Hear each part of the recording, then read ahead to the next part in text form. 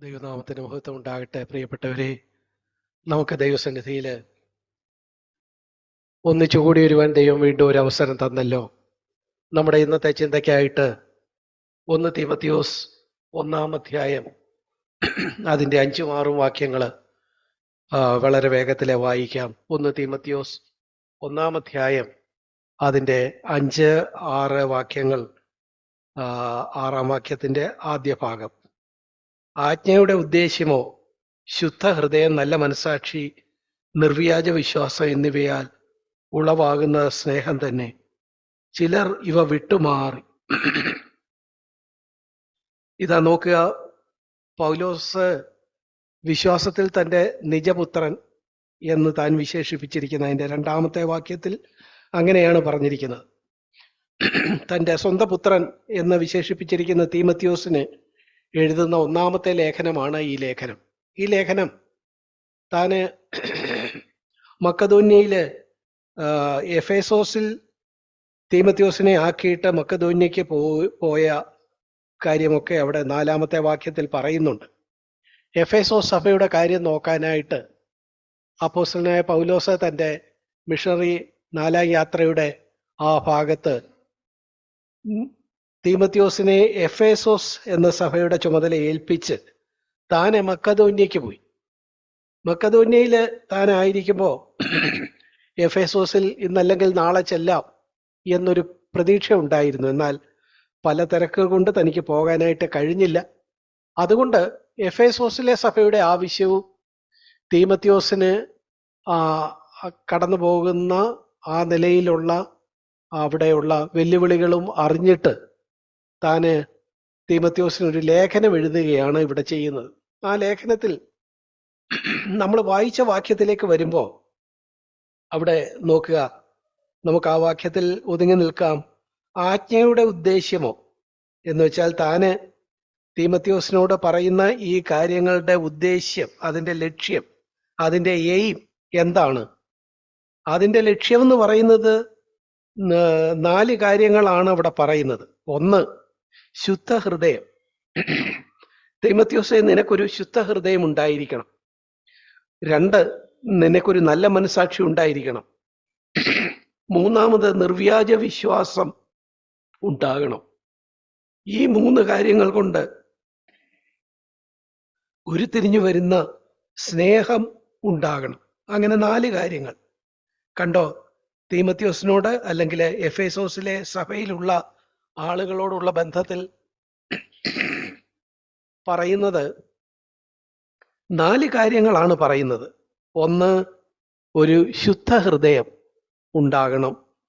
രണ്ടാമത് എന്ന് പ്രത്യേകിച്ച് എടുത്ത് പറയണ്ട, അതിനോട് ചേർന്ന് നല്ല മനസാക്ഷി ഉണ്ടാകണം, നിർവ്യാജ വിശ്വാസം ഉണ്ടാകണം.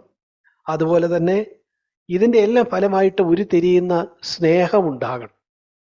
ഇന്ന് കർത്തൃമേശയോടുള്ള ബന്ധത്തിൽ നമ്മളായിരിക്കുമ്പോൾ നമുക്കും വളരെ പ്രസക്തമായ ഒരു സന്ദേശമാണിത്. നമ്മുടെ ജീവിതത്തിൽ നമ്മൾ കർത്താവിനെ പിൻപറ്റാനായിട്ട് വർഷങ്ങളായിട്ട് ഇറങ്ങി പുറപ്പെട്ടു. സഭയായിട്ട് ദൈവം നമ്മളെ വിളിച്ചു. ഇങ്ങനെയൊക്കെ ആയിരിക്കുമ്പോൾ ഇവിടെ ഇതാ പൗലോസ് തീമോഥെയോസിനോട് പറഞ്ഞ ഈ കാര്യം നമുക്കിന്ന് രാവിലെ നമ്മുടെ ജീവിതത്തോടുള്ള ബന്ധത്തിൽ അങ്ങനെ തന്നെയാണോ എന്ന് നമുക്കൊന്ന് ശോധന ചെയ്യാം.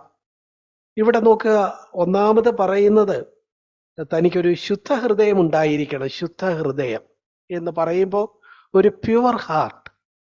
2-ാമത് നല്ല മനസാക്ഷി, ഒരു ഗുഡ് കോൺഷ്യസ്നസ്, അതിനെ കുറിച്ച് പറയുന്നു. നല്ല മനസാക്ഷി ഉണ്ടായിരിക്കണം. 3-ാമതായിട്ട് നിർവ്യാജ വിശ്വാസം, ഒരു സിൻസിയർ ഫെയ്ത്ത്. ഇത് എല്ലാം കൂടെ വർക്കൗട്ട് ചെയ്ത് ഒരു സ്നേഹം, ദൈവത്തോടും മനുഷ്യരോടും ഉള്ള സ്നേഹം. കണ്ടോ, ക്രിസ്തീയ ജീവിതത്തെ മുഴുവൻ 3-4 കാര്യങ്ങളിലേക്ക് അക്കമിട്ട് പറഞ്ഞിരിക്കുകയാണ് ചെയ്യുന്നത്. ഇതാണ് പ്രധാനം എന്ന് പറഞ്ഞിരിക്കുന്നത്. എന്നിട്ട് അവിടെ കണ്ടോ, അതിൻ്റെ 6-ാമത്തെ വാക്യത്തിൽ ചിലര് എഫേസോസിലെ സഭയിലെ ചിലരാകാം, അവരെന്ത് ചെയ്തു? അല്ലെങ്കിൽ പൗലോസിന്റെ സഹപ്രവർത്തകർ ചിലരാകാം, അവരെന്ത് ചെയ്തു? അവരിവ വിട്ടുമാറി. വിട്ടുമാറി എന്ന് പറയുന്നത് മിസ് എയിംഡ്, ലക്ഷ്യത്തിൽ നിന്ന് മാറി എന്നാണ് നമ്മൾ മൂലഭാഷയിൽ അത് അങ്ങനെ വായിക്കുന്നത്. ലക്ഷ്യം. അപ്പൊ ക്രിസ്തീയ ജീവിതത്തിന്റെ ലക്ഷ്യം എന്താ? ഈ ലക്ഷ്യമെന്ന് പറയുന്നത് ഇവിടെ പറഞ്ഞ കാര്യങ്ങളാണ്. ശുദ്ധ ഹൃദയം, നല്ല മനസാക്ഷി, നിർവ്യാജ വിശ്വാസം എന്നിവയാൽ ദൈവത്തോടും സഹോദരങ്ങളോടും മറ്റു മനുഷ്യരോടും ഒക്കെ ഉണ്ടാകേണ്ട സ്നേഹം. ഈ കാര്യങ്ങളാണ് ലക്ഷ്യം. അതാണ് എയിം, അതാണ് നമ്മുടെ ടാർഗറ്റ്. അതിൽ നിന്ന് മാറിപ്പോയാൽ എന്ത് പറ്റിപ്പോയി? വിട്ടുമാറി, ലക്ഷ്യം തെറ്റി, മിസ്സെയിംഡായി എന്നാണ് ഇവിടെ പറയുന്നത്. നമ്മൾ ഈ പട്ടാളക്കാരെയും അല്ലെങ്കിൽ നമ്മളൊക്കെ തന്നെ സ്കൂളിലൊക്കെ കോളേജിലും ഒക്കെ പഠിക്കുന്ന കാലത്ത് NCCയിലും ഒക്കെ പോയിട്ടുള്ള കുഞ്ഞുങ്ങൾക്കും ഒക്കെ അറിയാം. എന്തുണ്ട്, ഇടയ്ക്ക് ഈ ഷൂട്ടിംഗ് പരിശീലനമൊക്കെ വരുമ്പോൾ എന്തുണ്ട്, ഒരു മാർക്ക് നമ്മുടെ മുമ്പിൽ കൊണ്ടുവന്ന് വെക്കും, ഒരു ഒരു ഒരു ടാർഗറ്റ് മുമ്പിൽ വെക്കും. എന്നിട്ട് കിടന്നുകൊണ്ട് അതിൽ കൊള്ളണം. അങ്ങോട്ടോ ഇങ്ങോട്ടോ മാറിപ്പോയാൽ എന്തായി? മിസ്സെയിംഡായി. കൃത്യം നല്ല ഉന്നമുള്ള ആളുകൾക്ക് എന്ത് ചെയ്യാൻ കഴിയും? അവർ വരച്ചിരിക്കുന്ന ആ കൃത്യം സ്പോട്ടില് വെടിവെച്ച് കൊള്ളിക്കാനായിട്ട് കഴിയും. അവിടെ നിന്ന് എത്രത്തോളം മാറിയോ അതിനനുസരിച്ച് അവരുടെ ലക്ഷ്യം തെറ്റി എന്ന് കണക്ക് കൂട്ടും. അതിനോട് എത്രയും അടുത്ത് വരുന്നത് നല്ലത്, അതിൽ തന്നെ കൊള്ളുന്നത് ഏറ്റവും നല്ലത്. നമുക്കും ഇന്ന് ഈ നിലയിൽ പറയണം, നമ്മുടെ ജീവിതത്തിൽ ദൈവം ആഗ്രഹിക്കുന്നത് എന്താ? ഒരു പ്യുവർ ഹാർട്ടാണ്, ഒരു ശുദ്ധ ഹൃദയമാണ്, നല്ല ഒരു മനസാക്ഷിയാണ്, നിർവ്യാജമായ വിശ്വാസമാണ്. ഇതിലൂടെയൊക്കെ ഉരുത്തിരിയുന്ന ദൈവത്തോടും മനുഷ്യരോടുമുള്ള സ്നേഹമാണ്. നമ്മൾ ഈ ആഴ്ചത്തെ നമ്മുടെ മനഃപ്പാഠവാക്യമായിട്ട് സ്നേഹത്തെക്കുറിച്ചാണ് നമ്മൾ ഇപ്പോൾ ആ വാക്യം ചൊല്ലിയത്. 1 യോഹന്നാനിൽ നിന്ന് 4:16 നമ്മൾ പറഞ്ഞല്ലോ. അപ്പോ ആത്യന്തിക ലക്ഷ്യം സ്നേഹമാണ്. ആ സ്നേഹത്തിലേക്ക് ചെല്ലാന് ഈ കാര്യങ്ങളൊക്കെ ഉണ്ടാകണം. നമ്മുടെ ഹൃദയം ശുദ്ധമായിരിക്കണം, നമ്മുടെ മനസാക്ഷി നല്ലതായിരിക്കണം, നമ്മുടെ വിശ്വാസം വ്യാജമില്ലാത്തതായിരിക്കണം. ഇങ്ങനെ കൃത്യമായിട്ടുള്ള ഈ 3 കാര്യങ്ങളിലൂടെ നമുക്ക് ആ സ്നേഹത്തിലേക്ക് വരാനൊക്കും. ആ സ്നേഹം ദൈവത്തോടും സഹോദരങ്ങളോടും മനുഷ്യരോടും ഒക്കെ ഉള്ള സ്നേഹമാണ്. കണ്ടോ, ക്രിസ്തീയതയെ മുഴുവൻ 3-4 കാര്യങ്ങളിൽ ഉൾക്കൊള്ളിച്ചിരിക്കുന്നു. എന്നിട്ട് പറയുന്നു, ഇതാണ് നിന്റെ ലക്ഷ്യം. ഈ ലക്ഷ്യം അതിനടുത്തേക്ക് വരിക. അതിൽ നിന്ന് മാറിപ്പോയാൽ മിസ്സെയിംഡായി, ലക്ഷ്യം തെറ്റി. നമുക്ക് പ്രിയപ്പെട്ടവരെ, നമ്മളെ സംബന്ധിച്ചിടത്തോളം നമുക്ക് ലക്ഷ്യത്തിലേക്ക് തന്നെയാണോ നമ്മൾ പോകുന്നത്? ലക്ഷ്യം നമുക്ക് തെറ്റിപ്പോയിട്ടുണ്ടോ എന്നൊക്കെ ഇന്ന് ഈ വചനങ്ങളോടുള്ള ബന്ധത്തിൽ നമുക്ക് ചിന്തിക്കാം. നോക്കുക, ഈ കാര്യങ്ങളെ ഒന്നാമത് ഇവിടെ പറയുന്നത് ശുദ്ധ ഹൃദയമാണ് എന്ന് വെച്ചാൽ അത് ഒരു പൊള്യൂട്ടഡ് അല്ലാത്ത ഒരു ഹൃദയമാണ് ശുദ്ധ ഹൃദയം. ശുദ്ധ എന്ന് പറയുമ്പോൾ പലപ്പോഴും നമ്മൾ ഓർത്തു പോകുന്നത് എന്തെങ്കിലും മാലിന്യം പറ്റിയാൽ അതിൻ്റെ ശുദ്ധി പോയി. പക്ഷേ ഇവിടെ ഇതാ ശുദ്ധ ഹൃദയം എന്ന് പറയുമ്പോൾ കലർപ്പില്ലാത്ത ഹൃദയമാണ്. ഒറ്റ നോട്ടത്തിൽ വലിയ മാലിന്യമൊന്നും ഇല്ലെങ്കിലും അത് ഹൃദയം ലക്ഷ്യം വെക്കേണ്ടത് ഒരേ ഒരു കാര്യത്തിലാണ്. അതെന്തിലാ? നമ്മളെ കുഞ്ഞുങ്ങളോടൊക്കെ ചിലപ്പോൾ നമ്മൾ ചോദിക്കുകയല്ലേ, നീ രക്ഷിക്കപ്പെട്ടതാണോ? അപ്പൊ കുഞ്ഞിന് ആകെപ്പാടെ കൺഫ്യൂഷൻ, എന്തോ ഈ രക്ഷിക്കപ്പെടുക. അപ്പോൾ നമ്മൾ കുറച്ചുകൂടെ ലളിതമായിട്ട് ചോദിക്കും, നീ നിന്റെ ഹൃദയം കർത്താവിന് കൊടുത്തോ എന്ന് അവന് മനസ്സിലാകുന്ന ഭാഷയിൽ ചോദിക്കും. അപ്പോ നോക്കുക, ക്രിസ്തീയ ജീവിതത്തിന്റെ ഒന്നാമത്തെ പടി എന്ന് പറയുന്നത് എന്താ? നാം നമ്മുടെ ഹൃദയം ശുദ്ധ ഹൃദയം, അതാണല്ലോ നമ്മൾ സംസാരിക്കുന്നത്. ആ ഹൃദയം ദൈവത്തിനായിട്ട് ഏൽപ്പിക്കുക, ദൈവത്തിനായിട്ട് സമർപ്പിക്കുക. കർത്താവേ, ഞാൻ എൻ്റെ മുഴു ജീവിതത്തെയും നിനക്കായിട്ട് തരുന്നു, എൻ്റെ ഹൃദയത്തിൽ അവിടുന്ന് വരണേ എന്ന് പറഞ്ഞ് നമ്മുടെ ജീവിതത്തിൻ്റെ ആ പർപ്പസ് ദൈവമാണ് എന്ന് നമ്മൾ തീരുമാനിച്ച് സമർപ്പിക്കുന്നതാണ് ഹൃദയം ദൈവത്തിനായി കൊടുക്കുക എന്ന് പറയുമ്പോൾ അവിടെ സംഭവിക്കുന്നു. അപ്പോ ദൈവത്തിനായിട്ട് ആ നിലയിൽ ഹൃദയം കൊടുത്തു. പക്ഷേ കുറച്ച് കഴിയുമ്പോൾ എന്ത് പറ്റാം? അവിടെ ഈ ദൈവം എന്നുള്ള ലക്ഷ്യത്തിനോട് ചേർന്നോ അതിനോടൊപ്പമോ ഒക്കെ മറ്റു പല ലക്ഷ്യങ്ങളും കൂടെ വന്നാൽ എന്തായിപ്പോയി? അത് പൊളിയൂട്ടഡായിപ്പോയി. ആ ഹൃദയം ശുദ്ധമല്ലാതായിപ്പോയി. അല്ലാതെ മാലിന്യം, ഇന്ന് നമ്മൾ കാണുന്ന മാലിന്യം എന്നൊക്കെ പറയുമ്പോൾ നമ്മൾ മദ്യപാനം, വ്യഭിചാരം, ഇങ്ങനെയൊക്കെയുള്ള കാര്യങ്ങളൊക്കെ, അങ്ങനെയൊക്കെ പ്രകടമായ മലിനമായ കാര്യങ്ങൾ വരണമെന്നില്ല. മറിച്ച് നമ്മുടെ ജീവിതത്തിന്റെ ലക്ഷ്യം, നമ്മുടെ ഹൃദയത്തിന്റെ ഹോൾ പർപ്പസ്, അതിന്റെ ഉന്നം, അത് ദൈവത്തിൽ നിന്ന് മാറി അല്ലെങ്കിൽ ദൈവത്തോടൊപ്പം തന്നെ മറ്റു പലതും കൂടെ വന്നാൽ എന്തായിപ്പോയി? അത് പൊളിയൂട്ടഡായിപ്പോയി. ഹൃദയം ശുദ്ധമല്ലാതായിപ്പോയി. ഇങ്ങനെയാണ് ദൈവവചനം അതിനെക്കുറിച്ച് പറയുന്നത്. നമ്മൾ പലപ്പോഴും നമ്മുടെ ഹൃദയത്തെക്കുറിച്ച് പറയുമ്പോൾ നമ്മൾ പറയും, നമ്മൾ ഈ ലോകത്ത് ജീവിക്കുന്നവരല്ലേ, നമുക്ക് ഇവിടൊക്കെ പല കാര്യങ്ങൾ വേണ്ടേ എന്നൊക്കെ പറഞ്ഞ് പലതിനെ കൂടെ നമ്മൾ ഉൾക്കൊള്ളും. തീർച്ചയായിട്ടും നമ്മൾ ഈ ലോകത്ത് ജീവിക്കുമ്പോൾ നമുക്ക് പല കാര്യങ്ങൾ വേണം. ഒരു ജോലി വേണം, കുഞ്ഞുങ്ങളുടെ കാര്യം നോക്കണം, കുടുംബത്തിന്റെ കാര്യങ്ങളുണ്ട്, പണത്തിന്റെ കാര്യങ്ങളുണ്ട്, ഇങ്ങനെയൊക്കെ ഉണ്ട്. പക്ഷേ ഈ ദൈവത്തിന്റെ സ്ഥാനത്ത്, ഹൃദയത്തിൽ ദൈവത്തിന് കൊടുത്തിരിക്കുന്ന ഒന്നാം സ്ഥാനത്ത്, അതിൽ നിന്ന് ദൈവത്തെ മാറ്റി മറ്റു പലതിനും നമ്മൾ ഹൃദയത്തിൽ സ്ഥാനം കൊടുത്താൽ, അല്ലെങ്കിൽ ദൈവത്തോടൊപ്പം തന്നെ പണത്തിനോ നമ്മുടെ ജോലിക്കോ നമ്മുടെ കുടുംബത്തിനോ കുഞ്ഞുങ്ങളെ കുറിച്ചുള്ള ചിന്തകൾക്കോ ഒക്കെ ഇതിനോടൊപ്പം തന്നെ ദൈവത്തിനുള്ള ഒന്നാം സ്ഥാനം മാറ്റി അതിനോടൊപ്പം ഇങ്ങനെയുള്ള ദൈനംദിന ജീവിതത്തിന്റെ പല ആ നിലയിലുള്ള കാര്യങ്ങളെ കൂടെ കൊണ്ടുവന്ന് ആ സിംഹാസനത്തിൽ ദൈവം മാത്രമല്ല അതിനോടൊപ്പം മറ്റു പലതും കൂടെ ഇരിക്കുന്ന ഒരു രീതി ചിലരെ കണ്ടിട്ടില്ലേ? ചിലര് നമ്മൾ ആളുകളോട് സംസാരിക്കുമ്പോൾ നമുക്കറിയാൻ കഴിയും, അല്ലെങ്കിൽ അവരുടെ കാഴ്ചപ്പാട് നമുക്ക് കാണാൻ കഴിയും. അവരെ സംബന്ധിച്ചിടത്തോളം കർത്താവിനെ രക്ഷകനായി സ്വീകരിച്ചു, ദൈവത്തിനായിട്ട് ജീവിക്കുന്നു, ഒരു ശുദ്ധ ഹൃദയമുണ്ട് എന്നൊക്കെ പറയുമ്പോഴും പല കാര്യങ്ങളോടടുത്ത് വരുമ്പോൾ നമുക്കറിയാം അവരെ സംബന്ധിച്ച് ഏറ്റവും വലിയ ആളാരാ? ദൈവമല്ല, അവരൊരു തന്നെ. ഞാൻ, എൻ്റെ ആ ആൾ എന്നോട് അങ്ങനെ പറഞ്ഞു, ഞാൻ ആരാ? എന്നോട് അങ്ങനെ പറയാമോ?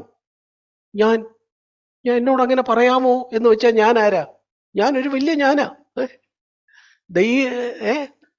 നോക്കുക, നമ്മൾ ഈ ഭൂമിയിലായിരിക്കുമ്പോൾ നമുക്കൊരു ഐഡന്റിറ്റി ഉണ്ട്, ഒരു വ്യക്തിത്വമുണ്ട്, ഒക്കെ ശരിയാണ്. പക്ഷേ ദൈവത്തിന് കൊടുക്കേണ്ട, ഹൃദയത്തിൽ ഉണ്ടാകേണ്ട സ്ഥാനത്തിന് തുല്യമായിട്ട് മറ്റേതെങ്കിലും അനുവദനീയമായ കാര്യങ്ങളെ ആണെങ്കിലും കൊണ്ടുവന്ന് വെച്ചാൽ ഹൃദയം എന്താ? അല്ലാതായിപ്പോയി, ശുദ്ധമല്ലാതായിപ്പോയി എന്നുള്ള കാര്യം നമ്മൾ ഓർക്കണം.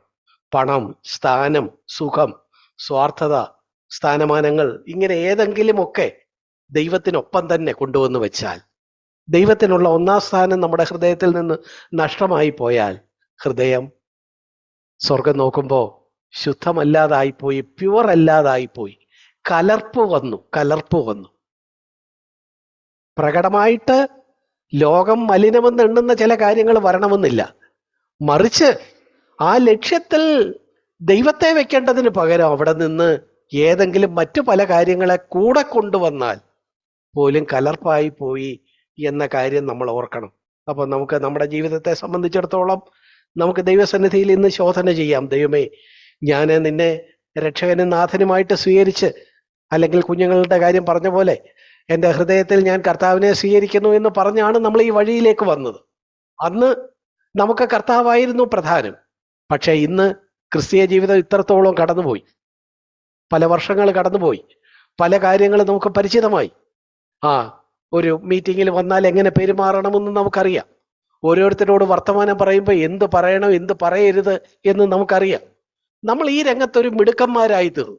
ഓക്കെ, അതിനകത്ത് തെറ്റൊന്നുമില്ല. പക്ഷേ അതിനോടൊപ്പം തന്നെ നമ്മുടെ ഹൃദയത്തിൽ ദൈവത്തിനുള്ള ഒന്നാം സ്ഥാനം മറ്റു പലതിനും വഴിമാറിയെങ്കിൽ ദൈവം ഇന്ന് നോക്കുമ്പോൾ നമ്മുടെ ഹൃദയം ശുദ്ധമല്ല എന്ന് പറയുമോ എന്നൊരു ചിന്ത നമുക്കിവിടെ നിന്നെടുക്കാം. ആജ്ഞയുടെ ഉദ്ദേശ്യം പൗലോസ് പറയാം, എൻ്റെ വിശ്വാസത്തിൽ നിജപുത്രനായ തീമത്തിയോസേ, അല്ലെങ്കിൽ എഫേസോസിലെ സഭയിലുള്ള പ്രിയപ്പെട്ടവരെ, എൻ്റെ ആജ്ഞയുടെ ലക്ഷ്യമെന്ന് പറയുന്നത് നിങ്ങൾക്കൊരു ശുദ്ധ ഹൃദയം, അൺപൊള്യൂട്ടഡ് ആയിട്ടുള്ള ഒരു ഹാർട്ട് നിങ്ങൾക്കുണ്ടായിരിക്കണം എന്നുള്ളതാണ്. നമ്മൾ അങ്ങനെയുള്ള ആളുകൾ ചേർന്ന് അവരൊരു കൂട്ടായ്മയായിട്ട് മുന്നോട്ട് പോകണം. 2 തീമത്തിയോസ് രണ്ടാം അധ്യായത്തില് പൗലോസ് തീമത്തിയോസിനോട് പറയുന്നുണ്ട്. 2:22 രണ്ടാം ഭാഗം, അതിന്റെ ഒന്നാം ഭാഗം നമുക്ക് പരിചിതമാണ്. യൗവനമോഹങ്ങളെ വിട്ടോടുക, എന്നിട്ട് നീതിയും വിശ്വാസവും സ്നേഹവും ശുദ്ധ ഹൃദയത്തോടെ കർത്താവിനെ വിളിച്ചപേക്ഷിക്കുന്ന എല്ലാവരോടും സമാധാനം ആചരിക്കുക. കണ്ടോ, ശുദ്ധ ഹൃദയത്തോടെ. അപ്പൊ കർത്താവിനെ വിളിച്ചപേക്ഷിക്കുന്ന ആ സഭയുടെ പ്രത്യേകത എന്തായിരിക്കണം? അവിടെയുള്ള എല്ലാവരും ഹൃദയശുദ്ധിയുള്ളവരായിരിക്കണം. അങ്ങനെയുള്ളവരോട് ചേർന്ന് സമാധാനത്തിലെ കൂട്ടായ്മ ആചരിക്കാൻ ഇതാ അതിൻ്റെ രണ്ടാമത്തെ ലേഖനത്തിന്റെ 2-ാം അധ്യായത്തിന്റെ 22-ാമത്തെ വചനത്തിന്റെ അവസാന ഭാഗത്ത് പൗലോസ് തീമത്തിയോസിനെ ഉത്ബോധിപ്പിക്കുന്നു. നമുക്ക് ഇവിടെ നിന്ന് എടുക്കാവുന്ന ചിന്ത ഇതാണ്. ഒന്ന്, നമ്മുടെ ഹൃദയം ശുദ്ധമാണോ? ഒരു സമയത്തായിരുന്നു, എന്നാൽ ഇന്ന് അതിന്റെ അവസ്ഥ എങ്ങനെയുണ്ട്? നമുക്ക് രണ്ടാമത്തെ കാര്യത്തിലേക്ക് വരാം. 1 തീമത്തിയോസ് 1-ാം അധ്യായം 5-ാമത്തെ വാക്യമാണല്ലോ നമ്മൾ നോക്കുന്നത്. ആജ്ഞയുടെ ഉദ്ദേശമോ ശുദ്ധ ഹൃദയം. നമുക്ക് രണ്ടാമത്തെ കാര്യം എന്താ പറയുന്നത്? നല്ല മനസാക്ഷി. ശുദ്ധ ഹൃദയം അതിനോട് ചേർത്ത് നല്ല മനസാക്ഷി എന്ന് പറഞ്ഞിരിക്കുന്നു. മനസാക്ഷി എന്ന് വെച്ചാൽ എന്താ? മനസാക്ഷി എന്ന് പറഞ്ഞാൽ നമുക്ക് വേണമെങ്കിൽ മനസ്സിലാകാൻ വേണ്ടി ഇങ്ങനെ പറയാം. ദൈവത്തിന്റെ ഭാഗത്ത്, അല്ലെ ദൈവവചനത്തിന്റെ ഭാഗത്ത് നിന്ന് നമുക്ക് മുന്നറിയിപ്പുകൾ തരുന്ന, നമ്മളെ അലേർട്ട് ചെയ്യുന്ന നമ്മുടെ തന്നെ ഒരു ഘടകമാണ് മനസാക്ഷി എന്ന് പറയാം. മനസാക്ഷി ദൈവവചനത്തിന്റെ അടിസ്ഥാനത്തിൽ, ദൈവം നമ്മളോട് ഇടപെട്ടതിന്റെ അടിസ്ഥാനത്തിൽ നമുക്കറിയാം ചില കാര്യങ്ങൾ ശരിയല്ല, ചില കാര്യങ്ങൾ അങ്ങനെയല്ല വേണ്ടത്. ഇങ്ങനെ ശരി തെറ്റ് സംബന്ധിച്ച് നമുക്കൊരു ഉൾബോധ്യമുണ്ട്. നമ്മുടെ മനസാക്ഷി അത് നിർമ്മലമായിരിക്കുമ്പോൾ, സുതാര്യമായിരിക്കുമ്പോൾ ദൈവവചനപ്രകാരം കൃത്യമായിട്ട് ഇന്നിന്ന കാര്യങ്ങൾ മാത്രമേ ആകാവൂ, ഇന്നിന്ന കാര്യങ്ങൾ തെറ്റാണ് എന്നുള്ള ഉള്ളിലുള്ള ഒരു ഉൾബോധ്യം, അത് സുതാര്യമായ ഒരു മനസാക്ഷിയുടെ പ്രത്യേകതയാണ്. എന്നാൽ ആ മനസാക്ഷിയുടെ ശബ്ദത്തെ നമ്മൾ വേണ്ടതുപോലെ ഗൗരവമായിട്ട് എടുത്തില്ലെങ്കിൽ എന്ത് സംഭവിക്കും? കുറച്ച് കഴിയുമ്പം മനസാക്ഷി വിലക്കുന്ന പല കാര്യങ്ങളും ചെയ്യാന് നമുക്ക് മടിയില്ലാതായിത്തീരും. അങ്ങനെ വരുമ്പോൾ മനസാക്ഷിയുടെ ആ സ്പർശ്യത, ആ സുതാര്യത മെല്ലെ മെല്ലെ നഷ്ടപ്പെടുകയും എന്തെല്ലാം വലിയ കുഴപ്പങ്ങൾ ചെയ്താലും മനസാക്ഷിയിൽ ഒരു വിഷമമില്ലാത്ത നിലയിലൊക്കെ ആയി പോവുകയും ചെയ്യുന്ന വിശ്വാസികളുള്ള ഒരു കാലഘട്ടമാണിത്. പ്രിയപ്പെട്ടവരെ, നമ്മളെ സംബന്ധിച്ചിടത്തോളം നമ്മൾ എന്ത് വേണം? നമ്മൾ ഈ മനസാക്ഷിയെ സുതാര്യമായിട്ട് ആ നിലയിൽ സൂക്ഷിക്കണം. ഇവിടെ കണ്ടോ, അങ്ങനെയുള്ള ദൈവമുമ്പാകെ സുതാര്യതയുള്ള അങ്ങനെയുള്ള ഒരു മനസാക്ഷിയെയാണ് ഇവിടെ എന്ത് പറയുന്നത്? നല്ല മനസാക്ഷി എന്ന് വിശേഷിപ്പിക്കുന്നത്. നല്ല മനസാക്ഷി എന്ന് പറയുമ്പോൾ എന്തുണ്ട്? നല്ലതല്ലാത്ത മനസാക്ഷിയുണ്ട്. മനസാക്ഷി എങ്ങനെയാ നല്ലതല്ലാതാകുന്നത്? ഞാനത് പറഞ്ഞു. മനസാക്ഷിയുടെ ശബ്ദങ്ങളെ നമ്മൾ നിരന്തരം അവഗണിക്കുകയും അതിനെ ഗൗരവമാക്കാതെ എടുക്കുകയും ഇരുന്നാൽ തെറ്റായ പല കാര്യങ്ങളും നമുക്ക് തെറ്റായിട്ട് തോന്നുകയില്ല. നമുക്ക് നമ്മുടെ ഉള്ളിൽ നിന്ന് അതിനെതിരെ ഒരു മുന്നറിയിപ്പ് വരാതെ പോകും. നമ്മൾ എന്ത് വേണം? നമ്മൾ നല്ല മനസാക്ഷി ഉള്ളവരായിരിക്കണം. പൗലോസ് ഇതാ തന്റെ വിശ്വാസത്തിൽ നിജപുത്രനായ തീമത്തിയോസിനോട് പറയുന്നു, തീമത്തിയോസെ, നിന്റേത് ഒരു നല്ല മനസാക്ഷി ആയിരിക്കണം. നല്ല മനസാക്ഷി എന്ന് പറയുമ്പോൾ അത് 2 തലങ്ങളിലേക്ക് തിരിഞ്ഞിരിക്കുന്നു. ഒന്നെന്ന് പറയുന്നത് ദൈവത്തോടുള്ള ബന്ധത്തിൽ ചില കാര്യങ്ങളിൽ നമുക്ക് മനസാക്ഷി മുന്നറിയിപ്പ് തരും, നമ്മളെ അലർട്ട് ചെയ്യും. അതുപോലെ തന്നെ എന്താ പറയുന്നത്, മനുഷ്യരോടുള്ള ബന്ധത്തിൽ നമ്മള് ദൈവമക്കളാണെങ്കിലും നമ്മളെ ഈ ഭൂമിയിലാക്കിയിരിക്കുന്നത് നമ്മള് നിരന്തരം മനുഷ്യരോടാണ് ഇടപെടുന്നത്. അപ്പൊ മനുഷ്യരോടുള്ള പെരുമാറ്റത്തിലും ചിലപ്പോ നമ്മൾ തെറ്റായിട്ട് പല കാര്യങ്ങൾ വന്നാൽ ഈ മനസാക്ഷി നമുക്ക് ഒരു മുന്നറിയിപ്പ് ദൈവത്തോടുള്ള ബന്ധത്തിലും മനുഷ്യരോടുള്ള ബന്ധത്തിലും നമുക്ക് തരും. അങ്ങനെ രണ്ട് തലങ്ങളിലേക്ക് തിരിഞ്ഞിരിക്കുന്നു. നോക്ക്, അപ്പോസ്തല പ്രവൃത്തി 24-ാം അധ്യായത്തില് പൗലോസ് പറയുന്ന ഒരു ഭാഗം, 24-ന്റെ 16-ാമത്തെ വാക്യം പൗലോസിനെ വിസ്തരിക്കുമ്പോ ദേശാധിപതിയുടെ മുമ്പില് പൗലോസ് പറയുന്ന ഭാഗത്ത് അപ്പോസ്തല പ്രവൃത്തി 24-ന്റെ 16 ഇങ്ങനെ പറയുന്നു: എനിക്ക് ദൈവത്തോടും മനുഷ്യരോടും കുറ്റമില്ലാത്ത മനസാക്ഷി എല്ലായ്പ്പോഴും ഉണ്ടായിരിക്കാൻ ഞാൻ ശ്രമിക്കുന്നു. എ ബ്ലെയിംലെസ് കോൺഷ്യസ്നസ് ആണ് പൗലോസ് ഇവിടെ പറയുന്നത്. കുറ്റമില്ലാത്ത, എൻ്റെ മനസാക്ഷി എന്നെ കുറ്റപ്പെടുത്തരുത്. നീ ദൈവത്തോട് ആ ചെയ്തത് ശരിയല്ല എന്ന് മനസാക്ഷി എന്നെ കുറ്റപ്പെടുത്തരുത്. അല്ലെങ്കിൽ ആ മനുഷ്യനോട് അങ്ങനെ പെരുമാറിയത് ശരിയല്ല എന്ന് എൻ്റെ മനസാക്ഷി എന്നെ കുറ്റപ്പെടുത്തരുത്. ആ സുതാര്യമായ മനസാക്ഷിയുടെ മുമ്പാകെ ഞാൻ ദൈവത്തോട് ചെയ്തതാകട്ടെ മനുഷ്യരോട് പെരുമാറിയതാകട്ടെ ബ്ലെയിംലെസ് ആയിരിക്കണം. അങ്ങനെ ഒരു മനസാക്ഷി, ഒരു നല്ല മനസാക്ഷി എനിക്ക് എപ്പോഴും എല്ലായ്പ്പോഴും ഉണ്ടായിരിക്കാൻ ഞാൻ ശ്രമിക്കുന്നു എന്നാണ് പൗലോസ് പറയുന്നത്. കണ്ടോ, അതിന്റെ ഉത്തരവാദിത്വം പൗലോസിന് തന്നെയാണ്. ഞാനാ ശ്രമിക്കുന്നത്, എനിക്ക് അതിൻ്റെ അകത്തൊരു ഉത്തരവാദിത്വമുണ്ട്. എൻ്റെ മനസാക്ഷിയെ ആ നിലയിൽ നല്ലതായിട്ട് സൂക്ഷിക്കാൻ എനിക്കൊരു ഉത്തരവാദിത്വമുണ്ട് എന്ന് പറഞ്ഞ് അത് ദൈവത്തോടും മനുഷ്യരോടും ഉള്ള പെരുമാറ്റത്തിൽ എന്നെ കുറ്റപ്പെടുത്താത്ത, അല്ലെങ്കിൽ തെറ്റായിട്ടൊന്നും ചെയ്യാൻ അനുവദിക്കാത്ത ഒരു മനസാക്ഷി എനിക്ക് എല്ലായ്പ്പോഴും ഉണ്ടായിരിക്കാൻ ഞാൻ ശ്രമിക്കുന്നു എന്നാണ് പൗലോസ് അവിടെ പറയുന്നത്. ഒരുപക്ഷെ ഈ പൗലോസ് ഇങ്ങനെ പറയുമ്പോൾ ഈ പൗലോസിന്റെ ജീവിതത്തിൽ നിന്ന് തന്നെ, അതായത് അതിന്റെ തൊട്ട് തലേ അധ്യായത്തിൽ അങ്ങനെ കൃത്യമായിട്ടൊരു രംഗം നമുക്ക് കാണാനൊക്കും, ഒരു സംഭവം നമുക്ക് കാണാനൊക്കും. പൗലോസ് ഒരാളോട് തെറ്റ് ചെയ്യുന്നതും ഒക്കെയായ ഒരു രംഗം. അതിന്റെ 23-ാമത്തെ അധ്യായം നോക്കുക. അപ്പോ അങ്ങനെ ഒരു നേർ സംഭവം നമ്മൾ വായിക്കുമ്പോൾ നമുക്കിത് നല്ല മനസാക്ഷി എന്ന് പറഞ്ഞാൽ എന്താണ് എന്നുള്ളതിനെ കുറിച്ച് കുറച്ചുകൂടെ ഒരു വ്യക്തത കിട്ടും എന്ന് തോന്നുന്നു. ഇവിടെ നോക്കുക, 23-ന്റെ 1-ാമത്തെ വാക്യം. പൗലോസ് ന്യായാധിപ സംഘത്തിന് മുമ്പാകെ നിൽക്കുക. തന്റെ വാദം ആരംഭിക്കുമ്പം അവിടെയും പൗലോസ് പറഞ്ഞു തുടങ്ങുന്നത് എന്താ? 23-ന്റെ 1: സഹോദരന്മാരെ, ഞാൻ ഇന്നേ ദിവസത്തോളവും കേവലം നല്ല മനസാക്ഷിയോടുകൂടെ ദൈവത്തിന്റെ മുൻപാകെ നടന്നിരിക്കുന്നു എന്ന് പൗലോസ് തന്റെ പ്രസംഗം അങ്ങ് ആരംഭിക്കുക, തുടങ്ങുക. അപ്പോ മഹാപുരോഹിതനുണ്ട്, പരീശന്മാരുണ്ട്, അങ്ങനെയൊക്കെയുള്ള ഒത്തിരി പേരുണ്ട്, യഹൂദന്മാർ ഒത്തിരി പേര് നിൽക്കുക.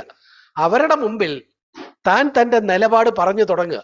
പറഞ്ഞു തുടങ്ങുമ്പം ആദ്യം പറയുന്നത് എന്താ? പ്രിയമുള്ളവരെ, ഞാൻ ദൈവത്തിന്റെ മുമ്പാകെ നല്ലൊരു മനസാക്ഷി ഉള്ളവനാണ് എന്ന് പറഞ്ഞു. അന്നേരം എന്തോ സംഭവിച്ചു? 2-ാം വാക്യം. അപ്പൊ ഇത് കേട്ടോണ്ടിരിക്കുക ആരാ? അപ്പോൾ മഹാപുരോഹിതനായ അനന്യാസ് അരികെ നിൽക്കുന്നവരോട് അവന്റെ വായ്ക്ക് അടിപ്പാൻ കൽപ്പിച്ചു. നോക്കുക, അനന്യാസ് ഈ സംഘത്തിന്റെ പ്രധാനിയായിട്ട് അവിടെ ഉണ്ട്. പൗലോസ് പറഞ്ഞു തുടങ്ങുക, ഞാന് നല്ല മനസാക്ഷിയോടെ ജീവിക്കുന്നു. ഉടനെ അനന്യാസ് എന്താ പറ? അടിയടാ അവന്റെ വായ്ക്ക്. അപ്പോ പൗലോസിന്റെ ധാർമ്മിക ബോധം ഉണർന്നു. അതിന്റെ 3-ാമത്തെ വാക്യത്തിൽ പൗലോസ് അത് കേട്ടപ്പം പറയുക, പൗലോസ് അവനോട്, ദൈവം നിന്നെ അടിക്കും വെള്ള തേച്ച ചുവരെ, നീ ന്യായപ്രമാണ പ്രകാരം എന്നെ വിസ്തരിപ്പാനിരിക്കുകയും ന്യായപ്രമാണത്തിന് വിരോധമായി എന്നെ അടിപ്പാൻ കൽപ്പിക്കുകയും ചെയ്യുന്നുവോ എന്ന് പറഞ്ഞു. കണ്ടോ, പൗലോസിനൊരു പോയിന്റ് ഉണ്ട്. പൗലോസിന്റെ പോയിന്റ് എന്താ? ന്യായപ്രമാണം അനുസരിച്ച് ഒരു കുറ്റവാളിയായിട്ട് എന്നെ കൊണ്ടുവന്ന് വിസ്തരിക്കുക. കുറ്റവാളിയായിട്ട് എന്നെ വിസ്തരിക്കാനിരിക്കുമ്പം ന്യായപ്രമാണ പ്രകാരം എന്ത് വേണം? അത് എനിക്ക് പറയാനുള്ള അവസരം തരണം. അതിന് പകരം ഞാൻ പറഞ്ഞു തുടങ്ങുമ്പോൾ തന്നെ അടിയടാ അവന്റെ വായിക്കെന്ന് പറഞ്ഞാൽ അതെന്താ? അത് ന്യായപ്രമാണത്തിന് വിരുദ്ധമാണ്. കണ്ടോ? അപ്പൊ അദ്ദേഹം പറയുന്നത്, നീ അങ്ങനെ പറഞ്ഞത് ശരിയല്ല. ഇതാരായി പറഞ്ഞത്? അനന്യാസ, മഹാപുരോഹിതന്. പക്ഷെ ഇത് അനന്യാസാണെന്ന് മനസ്സിലാകാതെ ഈ ന്യായാധിപ സംഘത്തിലെ ആരോ ഒരാള് ഇങ്ങനെ പറഞ്ഞല്ലോ, അത് ശരിയല്ലല്ലോ, ന്യായപ്രമാണ പ്രകാരം ശരിയല്ലല്ലോ എന്ന് പൗലോസിന് പെട്ടെന്ന് ബോധ്യപ്പെട്ടിട്ട് പൗലോസ് അദ്ദേഹത്തോട് തിരിഞ്ഞ് പറയുക, വെള്ള തേച്ച ചുവരെ. എന്ന് വെച്ചാൽ കർത്താവ് പലപ്പോഴും പറഞ്ഞിട്ടുള്ളതാണ്, വെള്ള തേച്ച ചുവര്. എന്ന് വെച്ചാൽ ഉള്ളിലെ കാര്യങ്ങളില്ലാതെ പുറമേ വിശുദ്ധിയുടെ ഒരു പരിവേഷം കാണിക്കുന്ന നീ ന്യായപ്രമാണം ശരിക്ക് പാലിക്കുന്നവനായിരുന്നെങ്കിൽ നീ എന്ത് വേണമായിരുന്നു? നീ ന്യായപ്രമാണത്തിന് വിരുദ്ധമായിട്ട് എന്നെ അടിക്കണമെന്ന് പറയരുതായിരുന്നു. അതുകൊണ്ട് നീ വെള്ള തേച്ച ഒരു ചുവരാണ് എന്നങ്ങ് പൗലോസ് വളരെ ധൈര്യത്തോടെ പറയുക. വെള്ള തേച്ച ചുവരെ, നീ ന്യായപ്രമാണ പ്രകാരം എന്നെ വിസ്തരിപ്പാനിരിക്കുകയും ന്യായപ്രമാണത്തിന് വിരോധമായി എന്നെ അടിപ്പാൻ കൽപ്പിക്കുകയും ചെയ്യുന്നുവോ എന്ന് പറഞ്ഞിട്ട് പറയുക, ഇങ്ങനെ പറഞ്ഞതിന് ദൈവം നിന്നെ അടിക്കും എന്ന് പറഞ്ഞു. കണ്ടോ? പെട്ടെന്ന് അവിടെ ഒരു നിശബ്ദത ഉണ്ടായി കാണും. ആളുകൾ അന്തം വിട്ടു. എടാ, ഇങ്ങനെ പറയാമോ? ഉടനെ തന്നെ അവിടെ നോക്കുക, അരികെ നിൽക്കുന്നവർ, 4-ാമത്തെ വാക്യം, അരികെ നിൽക്കുന്നവർ, നീ ദൈവത്തിന്റെ മഹാപുരോഹിതനെ ശകാരിക്കുന്നുവോ എന്ന് ചോദിച്ചു. അപ്പൊ കൂടെ നിന്ന ന്യായാധിപ സംഘത്തിലെയും ചുറ്റുപാട് നിന്ന ആളുകളൊക്കെ പറഞ്ഞു, പൗലോസേ, എന്താ നീ ഇതാരോടായി പറഞ്ഞതെന്നറിയാമോ? നീ ഇതാരോടായി ഇങ്ങനെ ക്ഷോഭിച്ചതെന്നറിയാമോ? നീ ദൈവത്തിന്റെ മഹാപുരോഹിതനോടാണ് വെള്ള തേച്ച ചുവരെ എന്ന് പറയുകയും നിന്നെ ദൈവം അടിക്കുമെന്ന് പറയുകയും നീ ന്യായപ്രമാണ പ്രകാരം എന്നെ വിധിക്കാനിരുന്നിട്ട് അതിന് വിരുദ്ധമായിട്ട് പെരുമാറുന്നു എന്ന് കുറ്റപ്പെടുത്തുകയൊക്കെ ചെയ്തത് നീ ക്ഷോഭിച്ചത് ആർക്കെതിരെയാ? ദൈവത്തിന്റെ മഹാപുരോഹിതനെതിരെയാണ് എന്നുള്ള കാര്യം ബാക്കിയുള്ളവരെ പൗലോസിന്റെ ശ്രദ്ധയിൽപ്പെടുത്തി. അപ്പോ പൗലോസ് എന്താ പറയുന്നത്? പൗലോസ് വിഷമത്തിലായി. പൗലോസിന് താൻ തെറ്റ് ചെയ്തു എന്ന് മനസ്സിലായി. അതുകൊണ്ട് പൗലോസ് അവിടെ ക്ഷമ പറയുന്നു. അതാണ് ഞാൻ പറയാൻ വന്നത്. അതിന്റെ 5-ാമത്തെ വാക്യം, അതിന് പൗലോസ്, സഹോദരന്മാരെ, മഹാപുരോഹിതനെന്ന് ഞാൻ അറിഞ്ഞില്ല. ഞാൻ അറിഞ്ഞില്ല. നിന്റെ ജനത്തിന്റെ അധിപതിയെ ദുഷിക്കരുത് എന്ന് എഴുതിയിരിക്കുന്നുവല്ലോ. എവിടെ എഴുതിയിരിക്കുന്നത്? പുറപ്പാട് പുസ്തകം 22-28 കൃത്യമായിട്ട് പറയുന്നുണ്ട്. നിന്റെ ജനത്തിന്റെ അധിപതി അവൻ നല്ലവനാണെങ്കിലും മോശക്കാരനാണെങ്കിലും അവനെ എന്ത് ചെയ്യാൻ പാടില്ല? ദുഷിക്കാൻ പാടില്ല, അവനെ ആക്ഷേപിക്കാൻ പാടില്ല. കാരണം അവനെ അധിപതിയാക്കി വെച്ചേക്കുന്നത് ആരാ? ദൈവമാണ്. ദൈവത്തിന്റെ സർവജ്ഞതയിൽ ഈ അനന്യാസ് എന്ന് പറഞ്ഞ യാതൊരു ധാർമ്മിക ബോധവും ഇല്ലാത്ത ഒരുവനാണ് അപ്പോഴവിടെ മഹാപുരോഹിതനായിരിക്കുന്നത്. അപ്പൊ പൗലോസിന് പെട്ടെന്ന് ബോധ്യം വന്നു, ഈ അനന്യാസ് വ്യക്തിപരമായിട്ട് ധാർമ്മികതയൊന്നും ഇല്ലാത്തവനായിരിക്കാം, ന്യായപ്രമാണം അനുസരിച്ച് ജീവിക്കാത്തവനായിരിക്കാം. പക്ഷേ അവൻ എന്താണ്? അവന് ദൈവത്തിന്റെ മഹാപുരോഹിതൻ എന്ന സ്ഥാനം അവനുണ്ട്. അങ്ങനെ ആ സ്ഥാനത്തിരിക്കുന്ന ഒരാളിനെ ഞാൻ എന്ത് ചെയ്യാൻ പാടില്ല? ഇങ്ങനെ പറയാൻ പാടില്ലെന്ന് പുറപ്പാട് പുസ്തകത്തിൽ വാക്യങ്ങളൊക്കെ പൗലോസിന് പെട്ടെന്ന് ഓർമ്മ വന്നു. 22-28 പറഞ്ഞിട്ടുണ്ട്.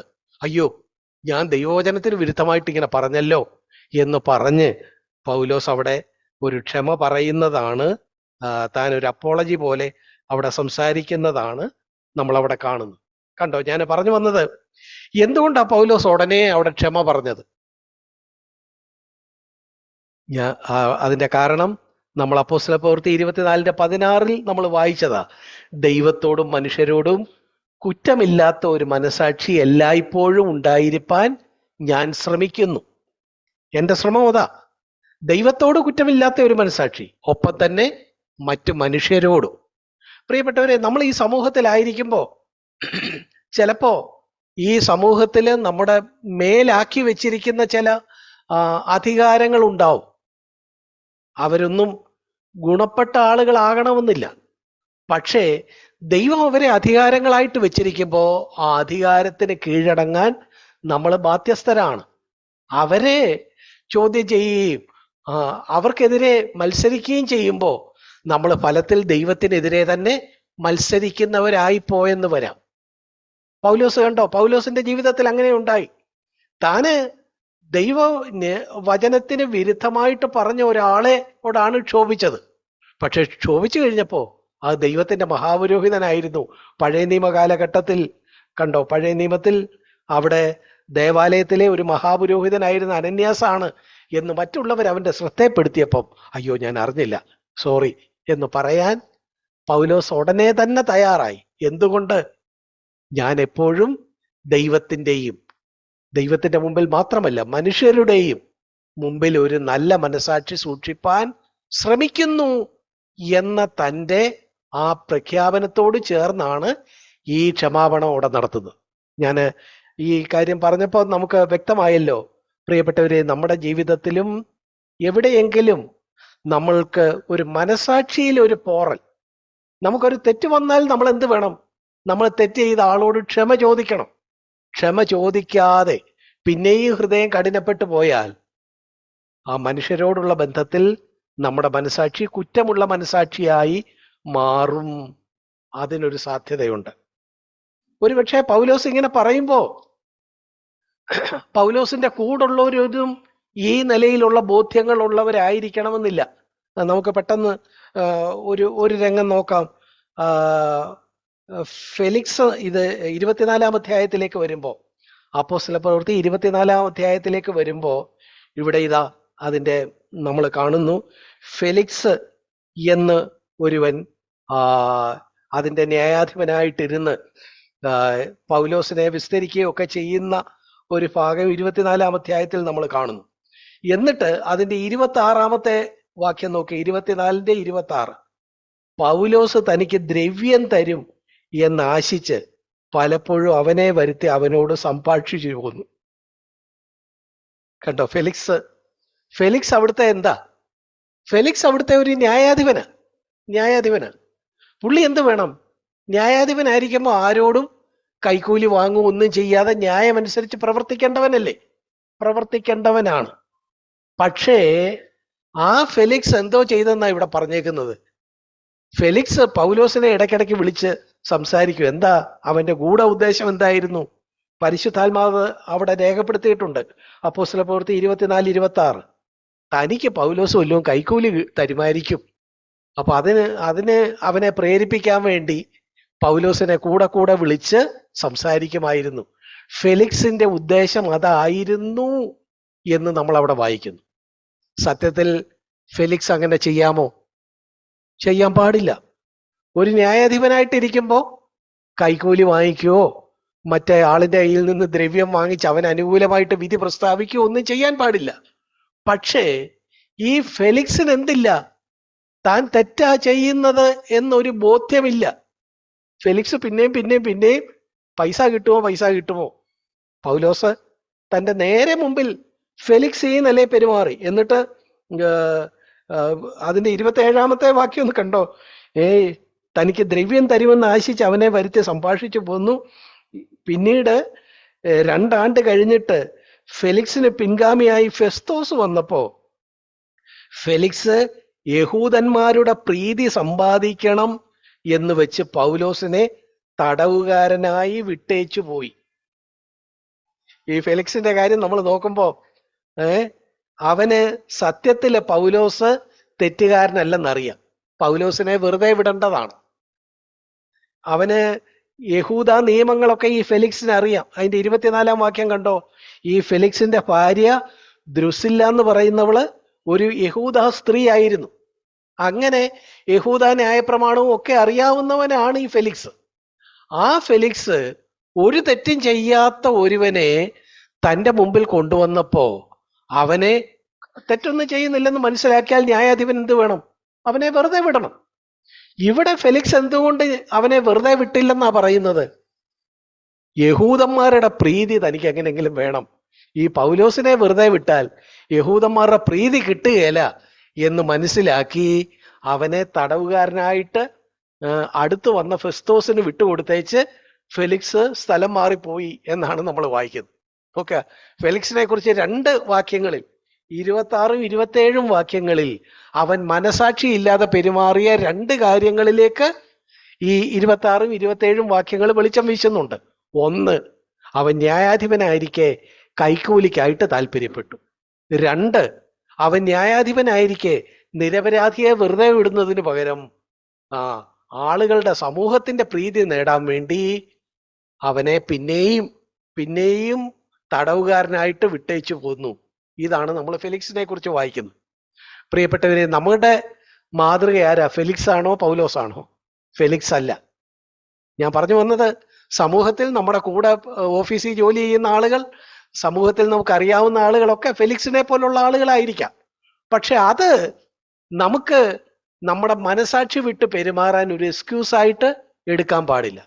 ചിലർ പറയില്ലേ, ഓ എല്ലാം ലോകം മുഴുവൻ എങ്ങനാ, അപ്പൊ ലോകം അങ്ങനെ ഓടുമ്പോൾ നമ്മളും എന്തോ വേണം, അതിന്റെ കൂടെ ഓടണ്ടായോ എന്നൊക്കെ പറഞ്ഞ് വിശ്വാസികളെന്ന് പറയുന്ന ചിലരും മനസാക്ഷി വിട്ട് പെരുമാറാൻ ഈ ലോകത്തിന്റെ ഇന്നത്തെ അധാർമികത അവരെ പ്രേരിപ്പിക്കുന്നു. അങ്ങനെ വന്നാൽ എന്തായി പോകും? മനസാക്ഷി എന്തായിത്തീരും? മോശപ്പെട്ട മനസാക്ഷിയായി തീരും. നല്ല മനസാക്ഷി എന്നുള്ള ആ കാര്യം മാറിപ്പോകും എന്നുള്ളത് നമ്മൾ ഓർത്തിരിക്കണം. പ്രിയപ്പെട്ടവരെ, പൗലോസ് എപ്പോഴും തൻ്റെ മനസാക്ഷിയെ കൃത്യമായിട്ട് നല്ല മനസാക്ഷിയായിട്ട് സൂക്ഷിപ്പാൻ ആ നിലയിൽ ആഗ്രഹമുള്ളവനായിരുന്നു. നോക്കുക, 2 കൊരിന്ത്യർ 1-ാം അധ്യായം അതിൻ്റെ 12-ാമത്തെ വാക്യത്തിൽ പൗലോസ് തൻ്റെ മനസാക്ഷിയെക്കുറിച്ച് പറയുന്ന ഒരു ഭാഗം നോക്കുക. ഞങ്ങൾ ലോകത്തിൽ, വിശേഷാൽ നിങ്ങളോട്, ജഡജ്ഞാനത്തിലല്ല ദൈവകൃപയിലത്രേ ദൈവം നൽകുന്ന വിശുദ്ധിയിലും നിർമ്മലതയിലും പെരുമാറിയിരിക്കുന്നു എന്ന് ഞങ്ങളുടെ മനസാക്ഷിയുടെ സാക്ഷ്യം തന്നെ ഞങ്ങളുടെ പ്രശംസ. എന്ന് വെച്ചാൽ ഇവിടെ എന്താ, ഈ നീണ്ട വാചകത്തിൽ എന്താ പൗലോസ് പറയുന്നത്? ഈ ലോകത്തിൽ ഞങ്ങൾ പെരുമാറുന്നു, പ്രത്യേകിച്ച് നിങ്ങളോടൊക്കെ ഞങ്ങൾ ഇടപെടുന്നുണ്ടല്ലോ. ഇങ്ങനെയുള്ള ഇടപാടുകളും പെരുമാറ്റവും ഒക്കെ കഴിഞ്ഞ് ഞങ്ങൾ തനിയെ ഇരിക്കുമ്പം ഞങ്ങള് വിശുദ്ധിയിലും നിർമ്മലതയിലുമാണ് നിങ്ങളോട് പെരുമാറിയത്. അല്ലാതെ ഞങ്ങൾ കാപട്യം കാണിച്ചില്ല, ഞങ്ങള് തെറ്റായിട്ടൊന്നും ചെയ്തില്ല എന്നുള്ള സാക്ഷ്യം ഞങ്ങളുടെ മനസാക്ഷി ഞങ്ങളോട് പറയുന്നുണ്ട് എന്നാണ് പൗലോസ് പറയുന്നത്. പ്രിയപ്പെട്ടവരെ, നമ്മളും അങ്ങനെ ഒരു നല്ല മനസാക്ഷി സൂക്ഷിക്കുന്നവരായിരിക്കണം. ഒരു ദിവസത്തെ കാര്യങ്ങളൊക്കെ കഴിഞ്ഞ് രാത്രിയിൽ വരുമ്പോൾ ഇന്ന് എവിടെയെങ്കിലും മനസാക്ഷി നമ്മളെ കുറ്റപ്പെടുത്തുന്നുണ്ടോ? അതോ നമ്മളെല്ലാം നന്നായിട്ടാണ് ചെയ്തത് എന്ന്, നല്ല ഒരു മനസാക്ഷിയായിരുന്നു നമ്മുടേത് എന്ന് നമുക്ക് ഉറപ്പ് പൗലോസിന് കിട്ടുന്നത് പോലെ കിട്ടുന്നുണ്ടോ? നോക്കുക, പത്രോസും മനസാക്ഷിയെക്കുറിച്ച് പറയുന്നുണ്ട്. 1 പത്രോസ് 3-ാം അധ്യായം അതിന്റെ 16-ാമത്തെ വാക്യം, 3:16, ക്രിസ്തുവിൽ നിങ്ങൾക്കുള്ള നല്ല നടപ്പിനെ ദുഷിക്കുന്നവർ നിങ്ങളെ പഴിച്ചു പറയുന്നതിൽ ലജ്ജിക്കേണ്ടതിന് നല്ല മനസാക്ഷി ഉള്ളവരായിരിപ്പീൻ. കണ്ടോ, പൗലോസ് മാത്രമല്ല പത്രോസും നല്ല മനസാക്ഷി കീപ്പ് ചെയ്യുന്ന ആളായിരുന്നു. എന്നിട്ട് താൻ എന്ത് ചെയ്യുന്നു? നല്ല മനസാക്ഷി ഉള്ളവരായിരിപ്പീൻ എന്ന് നമ്മളെ ഉത്ബോധിപ്പിക്കുകയും ചെയ്യുന്നു. പ്രിയപ്പെട്ടവരെ, അപ്പൊ നമ്മൾ എന്തൊക്കെയാ പറഞ്ഞത്? നമ്മൾ പറഞ്ഞത് ശുദ്ധ ഹൃദയം, നല്ല മനസാക്ഷി. അടുത്ത കാര്യം കൂടെ നമുക്ക് നോക്കാം. നമ്മൾ 1 തീമോഥെയോസിലേക്ക് വീണ്ടും മടങ്ങി വരാം. നമ്മൾ തുടക്കത്തിൽ വായിച്ച ആ വാക്യത്തിലേക്ക് മടങ്ങി വരുമ്പോ, 3-ാമത് ആജ്ഞയുടെ ഉദ്ദേശമോ ശുദ്ധ ഹൃദയം, നല്ല മനസാക്ഷി, പിന്നെ അതുപോലെ തന്നെ പറയുന്നത് എന്താ അവിടെ? നിർവ്യാജ വിശ്വാസം. 3-ാമത്തെ കാര്യം, നമ്മുടെ വിശ്വാസം എന്തായിരിക്കണം? വ്യാജമില്ലാത്തതായിരിക്കണം. വ്യാജമില്ലാത്ത വിശ്വാസം എന്ന് വെച്ചാൽ ദൈവവചനം അനുസരിച്ചായിരിക്കണം നമ്മുടെ വിശ്വാസം. ഇന്ന് നമ്മൾക്കറിയാം, തെറ്റായ പലതരത്തിലുള്ള വിശ്വാസങ്ങൾ ഈ ബൈബിളിന്റെ പേരിൽ തന്നെ പലരും കൊണ്ടു നടക്കുന്നുണ്ട് അവരവരുടെ സ്വാർത്ഥതയ്ക്ക് വേണ്ടി. ഈ വിശ്വാസത്തിൽ വെള്ളം ചേർത്ത് വ്യാജമായിട്ട് പല കാര്യങ്ങൾ കൊണ്ട് നടക്കുന്നുണ്ട്. എന്നാൽ നമ്മുടെ വിശ്വാസം എന്തായിരിക്കണം? നിർവ്യാജ വിശ്വാസമായിരിക്കണം.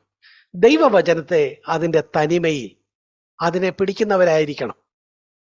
ആളുകൾ ഇന്നും ദൈവവചനത്തെ കോട്ടിക്കളഞ്ഞ് പല നിലയിൽ പണത്തിന് വേണ്ടിയും തങ്ങളുടെ സ്ഥാനമാനങ്ങൾക്ക് വേണ്ടിയും ഒക്കെ ഈ വിശ്വാസത്തെ തന്നെ അതിൽ വെള്ളം ചേർത്തും അതിൽ വ്യാജം കൊണ്ടുവന്നും ഒക്കെ അങ്ങനെ ആയിരിക്കുന്ന ഒരു കാലഘട്ടത്തിൽ നമ്മുടെ വിശ്വാസം എന്തായിരിക്കണം? ഇതാ 1-ാം നൂറ്റാണ്ടിലെ സഭയിൽ അവര് രക്ഷയെക്കുറിച്ചും സ്നാനത്തെക്കുറിച്ചും പരിശുദ്ധാത്മ സ്നാനത്തെക്കുറിച്ചും സഭാജീവിതത്തെക്കുറിച്ചും കുടുംബജീവിതത്തെക്കുറിച്ചും ഒക്കെ പറഞ്ഞ ആ വിശ്വാസം തന്നെ ലാളിത്യത്തോടെ കാക്കുന്ന നിർവ്യാജ വിശ്വാസമുള്ളവരായിരിക്കണം നമ്മൾ. തീമത്യോസ് ആ നിലയിലായിരുന്നു. നോക്കുക, 2 തീമത്യോസിൽ പൗലോസ് ആ കാര്യം പറയുന്നുണ്ട്. 2 തീമത്യോസ് 1-ാം അധ്യായം അതിന്റെ 4-5 വാക്യങ്ങൾ നോക്കുക. ഞാൻ പൂർവന്മാരുടെ ദൃഷ്ടാന്തം അനുസരിച്ച് നിർമ്മല മനസാക്ഷിയോടെ ആരാധിക്കുന്ന ദൈവത്തിന്. അപ്പൊ പൗലോസ് ഇവിടെ തന്റെ മനസാക്ഷി നിർമ്മല മനസാക്ഷിയാണ് എന്ന് പറയുകയാണ്. എന്നിട്ട് അങ്ങനെ ആരാധിക്കുന്ന ദൈവത്തിന് നിന്റെ, തീമത്യോസിന് എഴുതുന്ന 2-ാം ലേഖനമാണ്, തീമത്യോസെ നിന്റെ നിർവ്യാജ വിശ്വാസത്തിന്റെ ഓർമ്മ നിമിത്തം സ്തോത്രം ചെയ്യുന്നു. അപ്പൊ തീമത്യോസിന്റെ വിശ്വാസം എന്തായിരുന്നു? വ്യാജമില്ലാത്ത വിശ്വാസമായിരുന്നു, നിർവ്യാജ വിശ്വാസമായിരുന്നു. എന്നിട്ട് പറയുന്നു, ആ വിശ്വാസം നിന്റെ വലിയമ്മ ലോവീസിലും അമ്മ യുനീക്കയിലും ഉണ്ടായിരുന്നു, നിന്നിലും ഉണ്ട് എന്ന് പറയും. പ്രിയപ്പെട്ടവരെ, നമ്മളെക്കുറിച്ചും ഈ നിലയില് ദൈവം സാക്ഷ്യപ്പെടുത്താനിടയാകണം. നമുക്കൊരു ശുദ്ധ ഹൃദയം ഉണ്ടായിരിക്കണം, നല്ല മനസാക്ഷി ഉണ്ടായിരിക്കണം. നമ്മുടെ വിശ്വാസം, നമ്മൾ പിടിച്ചിരിക്കുന്ന വിശ്വാസം, അത് ആ നിലയിലെ വ്യാജമില്ലാത്ത വിശ്വാസമായിരിക്കണം. തീമത്യോസ് അങ്ങനെ ആയിരുന്നു. തീമത്യോസെ, നിന്റെ നിർവ്യാജ വിശ്വാസത്തെ ഓർക്കുമ്പോഴൊക്കെ ഞാൻ ദൈവത്തെ സ്തുതിക്കും. അത് നിന്നിലല്ല തുടങ്ങിയത്, നിന്റെ വല്യമ്മ ലോവീസിലും അമ്മ യുനീക്കയിലും ഉണ്ടായിരുന്നു എന്നും എനിക്കറിയാം. അവരും ഈ നിർവ്യാജ വിശ്വാസത്തിന് വേണ്ടി നിലനിന്ന ആളുകളാണ്. അവരുടെ കാഴ്ചയോട് പിൻപറ്റി നീയും നിർവ്യാജമായ ഒരു വിശ്വാസത്തെ മുറുകെ പിടിച്ച് നിൽക്കുന്നല്ലോ എന്ന് പൗലോസ് ഇവിടെ തീമത്യോസിനെ അഭിനന്ദിക്കുകയാണ് ചെയ്യുന്നത്. പ്രിയപ്പെട്ടവരെ, നമ്മളും ആ നിലയില് നമുക്ക് ഉള്ള വിശ്വാസം ഒരു നിർവ്യാജ വിശ്വാസമായിരിക്കണം. അപ്പൊ നമ്മൾ പറഞ്ഞത് ശുദ്ധഹൃദയമായിരിക്കണം, നല്ല മനസാക്ഷി ആയിരിക്കണം. നല്ല മനസാക്ഷി ദൈവത്തോടും മനുഷ്യരോടും. എവിടെയെങ്കിലും തെറ്റുപറ്റിയാൽ ക്ഷമ ചോദിച്ച് വീണ്ടും ആ മനസാക്ഷി നിർമ്മലമാക്കണം. പൗലോസ് അത് ചെയ്തു. പൗലോസ് മഹാപുരോഹിതനോട് ഉടനെ തന്നെ ക്ഷമ ചോദിച്ചു. ക്ഷമ ചോദിക്കുന്ന മാറ്റിവെക്കണ്ട, കയ്യോടെ തന്നെ ക്ഷമ ചോദിച്ച് ആ മനസാക്ഷിയെ വീണ്ടും സുതാര്യമായിട്ട് നിർമ്മലമായ ഒരു മനസാക്ഷിയായിട്ട് താനെ നിലനിർത്തുന്നത് കാണുന്നു. അതുകൊണ്ടാണ് ഇവിടെ പറയുന്നത്, 2 തീമത്യോസ് 1:4 പറയുന്നത്, നിർമ്മല മനസാക്ഷിയോടെ ഞാൻ ദൈവത്തെ ആരാധിക്കുന്നു എന്ന് പറയാൻ കഴിയുന്നത് അങ്ങനെ ക്ഷമ ചോദിച്ചത് കൊണ്ടാണ്, കാര്യങ്ങൾ ക്രമീകരിക്കുന്നത് കൊണ്ടാണ്. നമ്മൾ ഈ ലോകത്ത് ജീവിക്കുമ്പോൾ ചിലപ്പോൾ നമുക്ക് തെറ്റുപറ്റാം. തെറ്റുപറ്റിയാൽ എന്ത് വേണം? നമ്മളത് ക്രമീകരിക്കണം.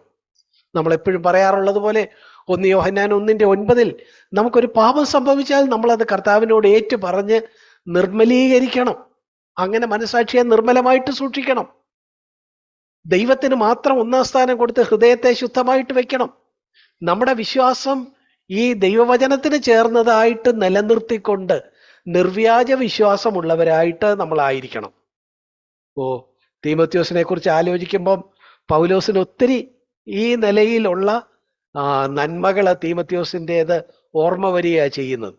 നമ്മൾ 1 തീമത്യോസിലേക്ക് മടങ്ങി വരുമ്പോൾ തീമത്യോസ് ആ നിലയില് നല്ലൊരു മാതൃകയായിട്ട് നിൽക്കുമ്പോൾ തന്നെ വേറെ ചിലര് തെറ്റായ നിലയിൽ പോയതിനെ കുറിച്ച് നമ്മൾ 1 തീമത്യോസ് 1-ാം അധ്യായത്തിൽ തന്നെ പൗലോസ് രേഖപ്പെടുത്തുന്നുണ്ട്. നോക്കുക, അതിന്റെ 18, 19, 20 വാക്യങ്ങൾ. അതിന്റെ 18-ാം വാക്യത്തിൽ പൗലോസ് എന്തോ പറയുന്നു? തീമത്യോസിനെ അഭിനന്ദിക്കുക. മകനെ തീമത്യോസെ, നിന്നെക്കുറിച്ച് മുമ്പുണ്ടായ പ്രവചനങ്ങൾക്ക് ഒത്തവണ്ണം ഞാൻ ഈ ആജ്ഞ നിനക്ക് ഏൽപ്പിക്കുന്നു. വീണ്ടും ആജ്ഞ, നീ വിശ്വാസവും നല്ല മനസാക്ഷിയും ഉള്ളവനായി അവയെ അനുസരിച്ച് നല്ല യുദ്ധസേവ ചെയ്യുക. പൗലോസ് അവിടെ പറയുന്നത് എന്താ? തീമത്യോസേ, നിന്റെ വിശ്വാസം നിർവ്യാജ വിശ്വാസമാണെന്ന് എനിക്കറിയാം.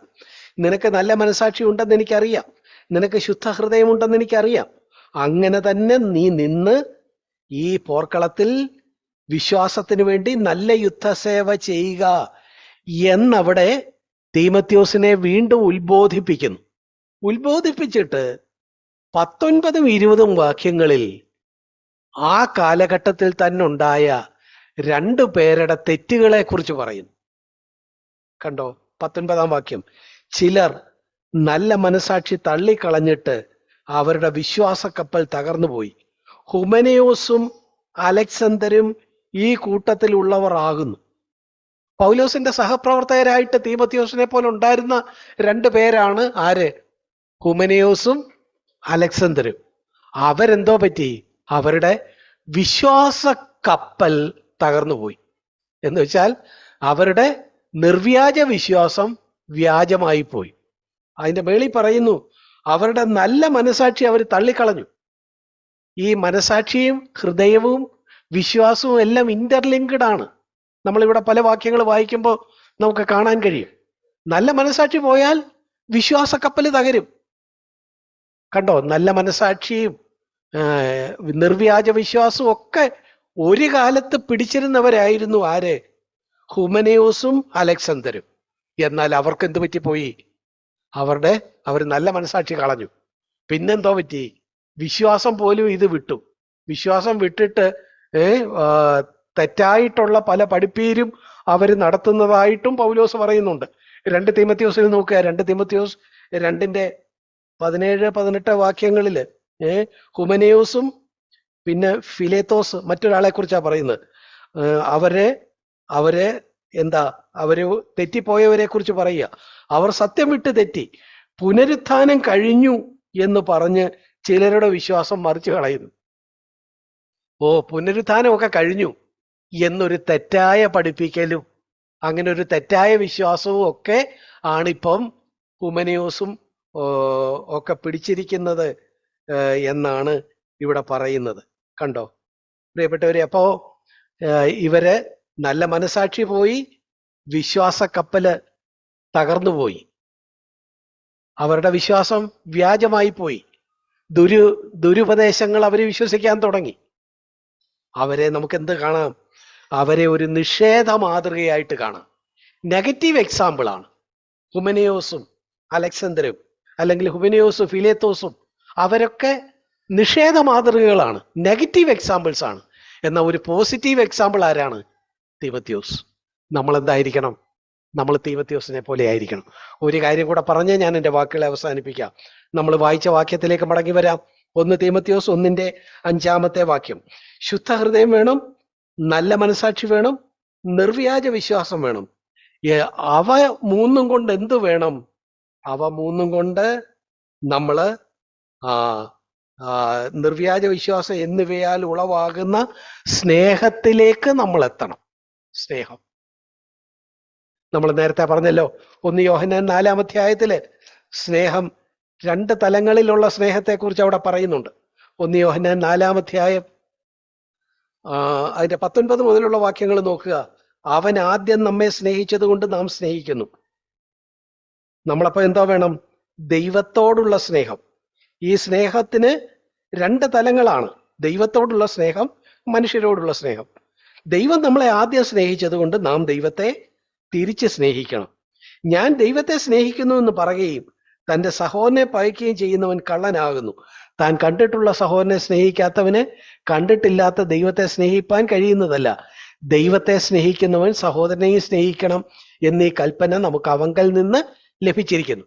പ്രിയപ്പെട്ടവരെ, അപ്പൊ കണ്ടോ, നമുക്ക് ഒരു ശുദ്ധ ഹൃദയം ഉണ്ടാകണം, നല്ല മനസാക്ഷി ഉണ്ടാകണം, നിർവ്യാജ വിശ്വാസം ഉണ്ടാകണം. ഇതെല്ലാം നമ്മളെ എന്തിലേക്ക് കൊണ്ടുവന്നെത്തിക്കും?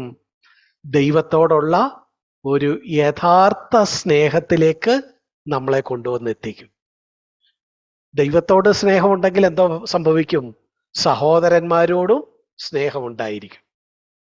ദൈവത്തോട് മാത്രമേ എനിക്ക് സ്നേഹമുള്ളൂ, സഹോദരന്മാരോട് സ്നേഹമില്ല എന്ന് പറഞ്ഞാൽ അവൻ കള്ളനാകുന്നു എന്ന് കൃത്യമായിട്ട് ഇവിടെ നമ്മൾ വായിച്ചു. പ്രിയപ്പെട്ടവരെ, അതുകൊണ്ട് ആ സ്നേഹത്തിലേക്ക് എത്തുക. വിശ്വാസം, സ്നേഹം, നല്ല മനസാക്ഷി, ശുദ്ധഹൃദയം, ഇതെല്ലാം നമ്മുടെ ജീവിതത്തിൽ ഉണ്ടാകണം. ഈ കാര്യങ്ങളെക്കുറിച്ചാണ് നമ്മൾ അവിടെ കാണുന്നത്. ഇവിടെ ഇതാ ആ കാലഘട്ടത്തിൽ 1-ാം നൂറ്റാണ്ടിൽ തന്നെ പൗലോസിനോടൊപ്പം ഉണ്ടായിരുന്നവരായിരുന്നു ഹുമനയോസും ഫിലേത്തോസും ഒക്കെ, അലക്സന്തരും ഒക്കെ. അവരെന്ത് ചെയ്തു? അവര് ശുദ്ധഹൃദയം വിട്ടുകളഞ്ഞു കാണും, നല്ല മനസാക്ഷി വിട്ടുകളഞ്ഞു എന്ന് അവിടെ തന്നെ രേഖപ്പെടുത്തിയിട്ടുണ്ട്. എന്നിട്ട് വ്യാജമുള്ള ഒരു വിശ്വാസത്തിന്റെ പുറകെ പോയി, പുനരുത്ഥാനം കഴിഞ്ഞു എന്നൊക്കെ പറഞ്ഞ് അവരുടെ വിശ്വാസം പോയി, അനേകരുടെ വിശ്വാസം അവർ മറിച്ചു കളയുകയും ചെയ്യുന്നു. അങ്ങനെയുള്ള ആളുകൾ ഉള്ളപ്പോ ഇവിടെ ഇതാ തീമോഥെയോസിനെ പോലെയുള്ള ഒരു തെറ്റും പറയാനില്ലാത്ത ഒരു വിശ്വാസത്തിൽ നിജപുത്രൻ എന്ന് പൗലോസ് സ്വന്തം നെഞ്ചോട് ചേർത്ത് പിടിച്ചുകൊണ്ട് പ്രഖ്യാപിക്കുന്ന തീമോഥെയോസിനെ നമ്മൾ കാണുന്നു. നമ്മൾ ഈ കാലഘട്ടത്തിൽ ആരെ പോലെ ആയിരിക്കണം? 1-ാം നൂറ്റാണ്ടിന് സമാനമാണ് ഈ അവസാന കാലഘട്ടം. അവസാന പീരീഡില്, കർത്താവിന്റെ വരവിന് തൊട്ടു മുമ്പുള്ള പീരീഡിലാണ് നമ്മൾ എത്തിയിരിക്കുന്നത്. ഇവിടെ ഇന്ന് എന്ത് കാണാം? പലരും ഇതെല്ലാം വിട്ടുകളഞ്ഞ് വിശ്വാസത്തിലാണ് നിൽക്കുന്നത്. ഹുമനിയോസും ഫിലേത്തോസും വിശ്വാസഗോളം എന്ന് പറയുന്നിടത്ത് തന്നെ നിൽക്കുക. അവര് പുനരുത്ഥാനം കഴിഞ്ഞു എന്നൊക്കെ പഠിപ്പിച്ച് മനസാക്ഷിയും ഇല്ലാതെ മോശമായിട്ട് ഒക്കെ അവര് നിൽക്കുക. ലോകത്തെ സ്നേഹിച്ചും ഒക്കെ നിൽക്കുന്ന ആളുകൾ. അങ്ങനെയുള്ള നിഷേധ മാതൃകകൾ ഇന്നും കാണാം. അത് കാണുമ്പോൾ നമ്മളെന്തോ വേണം? നമ്മള് ഇതിൻ്റെയൊക്കെ പോസിറ്റീവായ ഒരു എക്സാമ്പിൾ പോലെ തീമോഥെയോസ് നിൽക്കുന്ന പോലെ നമ്മളായിരിക്കണം. അതിനുവേണ്ടി എന്തൊക്കെ വേണം? നമ്മുടെ ഹൃദയത്തെ ശുദ്ധമായിട്ട് സൂക്ഷിക്കണം. നമ്മുടെ ഹൃദയത്തിന്റെ സിംഹാസനത്തിൽ ദൈവത്തോടൊപ്പം വേറെ ആർക്കെങ്കിലും നമ്മൾ സ്ഥാനം കൊടുത്തിട്ടുണ്ടോ? പണത്തിനോ സ്ഥാനമാനങ്ങൾക്കോ? ഉണ്ടെങ്കിൽ ഹൃദയം ശുദ്ധമല്ലാതായിപ്പോയി. നമുക്ക് ദൈവമുമ്പാകെ ആ കാര്യം പരിശുദ്ധാത്മാവ് ബോധ്യപ്പെടുത്തുമ്പോൾ നമുക്ക് ദൈവത്തോട് അത് ഏറ്റുപറയുകയും, ദൈവമേ, എൻ്റെ ഹൃദയത്തെ വീണ്ടും ശുദ്ധമാക്കണേ. അതിനോട് കൂടിച്ചേരലുകളൊന്നും ഞാൻ ആഗ്രഹിക്കുന്നില്ല, അതിനോട് കൂടി വന്ന കലർപ്പുകളെ ഒക്കെ ഞാൻ പുറത്താക്കുന്നു എന്ന് പറഞ്ഞൊരു ശുദ്ധ ഹൃദയം. അതുപോലെ ദൈവത്തോടും മനുഷ്യരോടും, നമ്മളൊരു വീട്ടിലാണ് താമസിക്കുന്നത്, നമ്മളൊരു സമൂഹത്തിലാണ് ജീവിക്കുന്നത്, നമ്മളൊരു ഓഫീസിലാണ് പെരുമാറുന്നത്, അവിടെ ഒക്കെ മനുഷ്യരെ ബന്ധപ്പെടേണ്ടതായിട്ട് വരും. പൗലോസിന് സംഭവിച്ചതുപോലെ ചിലപ്പോ നമ്മുടെ ഭാഗത്തൊരു തെറ്റ് വന്നെന്ന് വരാം. പക്ഷേ വേഗം തന്നെ ക്ഷമ ചോദിച്ച് ഒരു നല്ല മനസാക്ഷി ഉണ്ടായിരിക്കാൻ, നമ്മളെ കുറ്റപ്പെടുത്താത്ത ഒരു മനസാക്ഷി, ദൈവവും ഭാഗം നീ ചെയ്തത് ശരിയാ, മനുഷ്യരോട് നീ പറഞ്ഞത് ശരിയാ എന്നുള്ള നിലയിൽ നമ്മളോട് കൂടെ നിൽക്കുന്ന, ആ നിലയിൽ സാക്ഷ്യം തരുന്ന ഒരു നല്ല മനസാക്ഷി ഉള്ളവരായിരിക്കണം. അതുപോലെ തന്നെ വ്യാജമില്ലാത്ത ഒരു വിശ്വാസം, ദൈവവചനത്തിന് ചേർന്ന 1-ാം നൂറ്റാണ്ടിലെ സഭ അത് ശരിയെന്ന് പറഞ്ഞ ആ വിശ്വാസം തന്നെ വ്യാജമില്ലാതെ നമ്മളും ഏറ്റെടുത്ത് മുന്നോട്ട് പോകണം. ഇതിൻ്റെയൊക്കെ ഫലമായിട്ട് ദൈവത്തോടും മനുഷ്യരോടും ഒരു സ്നേഹം, അത് നമ്മുടെ ജീവിതത്തിൽ ഉണ്ടാകണം.